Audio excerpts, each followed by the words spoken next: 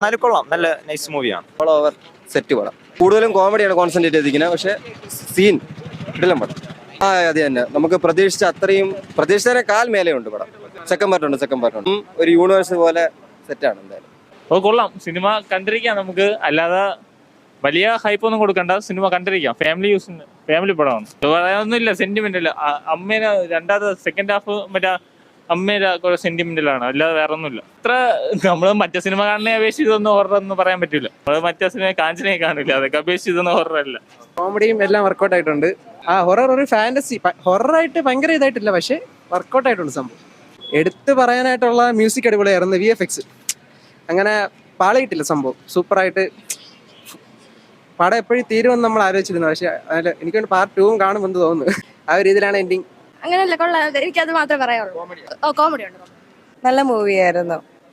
പ്രത്യേകിച്ച് ബിന്ദു പണിക്കർ നന്നായിട്ട്